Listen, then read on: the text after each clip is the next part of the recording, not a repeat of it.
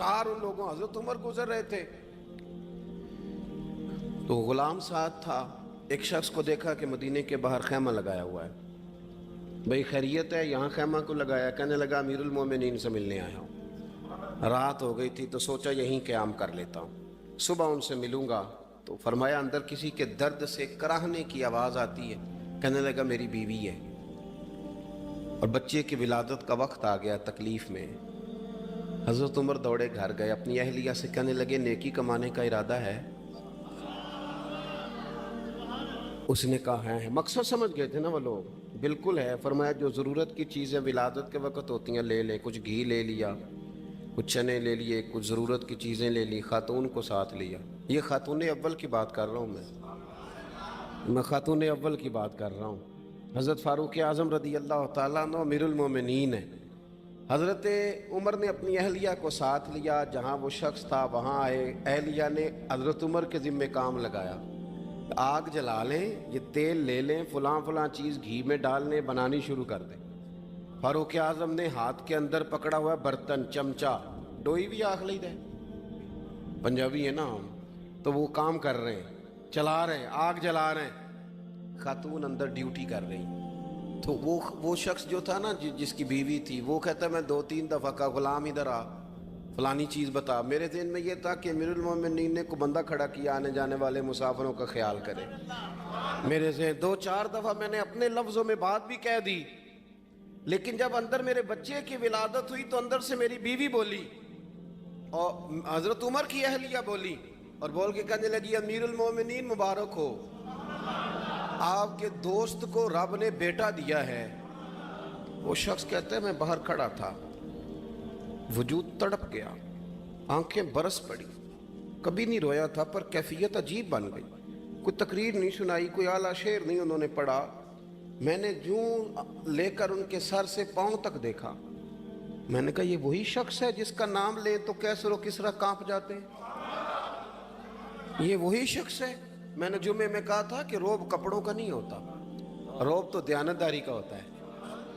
हाँ, बड़ा माल कमा के लोगों ने बनाई होती है कार कोठी, तो बंदे खड़े होके कह देते हैं 2 नंबर तरीके से आया है। और 13वें-14वें ग्रेड का मुलाजम हो तो उसके सामने बहुत बड़ा अफसर डर रहा होता है, यार बंदा दयानतदार है, ये रिश्वत नहीं लेता, सिफारिश नहीं मानता, ये मेरिट पे काम करता है। तो रोब तो आपकी दयानतदारी का है, आपकी सच्चाई का है। अपनी जिंदगी में जो लोग मकसद समझ गए, मकासद पा गए, कुछ कर गए, हम जरा उलझ गए हैं। पहले इतना शानदार मकान बनाते हैं, फिर मरने को किसका दिल चाहे। इतनी मेहनत करके जो है वो कोठी बनाई है तो अब छोड़ के कौन जाए। वो तैयार बैठे थे, उन्हें नबी करीम ने कहा था कुन फिद दुनिया कान्नक गरीब नौआबिरुन सबील, तुमने मुसाफिरों की तरह रहना है। ओ मेरे भाई, कभी देखा है एयरपोर्ट पे मुसाफिर लड़ता हो कि मैंने ये जगह खरीदनी है? उसे पता है कि अभी फ़्लाइट आनी है, मैंने तो चले जाना है। रेलवे स्टेशन पे जो जगह होती है वो ख़रीदने के लिए लोग रट्टा नहीं डालते, उन्हें पता है पहली ट्रेन से चले जाना है।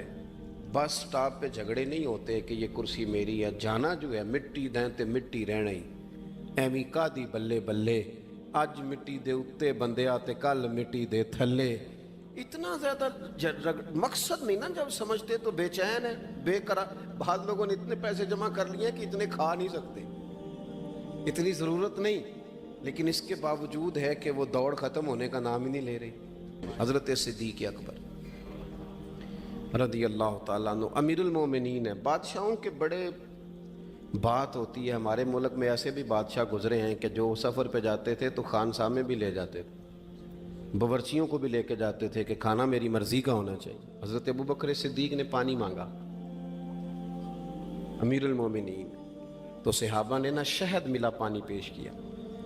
कोई इतनी लंबी बात तो नहीं, लेकिन सिद्दीक़ अकबर रो ही पड़े, और इतना रोए कि हिचकियाँ बन गई।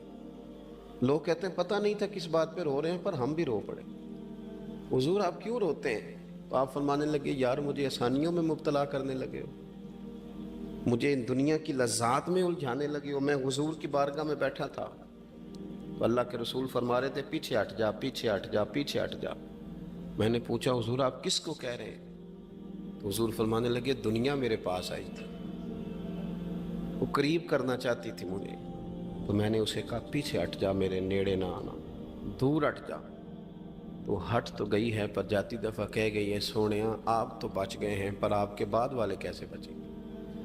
تو مجھے سینے سے لگا لے، گلے سے لگا لے، مقصد اپنا سمجھیں، اعمال کا حسن پیدا کریں۔ اگر انسان کا مقصود مال کمانا ہے تو اگر مال مل گیا تو اس کے بعد پھر کیا کرے گا؟ کسی نے طے کر لیا تھا کہ بہت بڑی گاڑی اور بہت بڑا بنگلہ مجھے چاہیے، تو وہ بنگلہ اسے مل گیا، گاڑی آ گئی، اب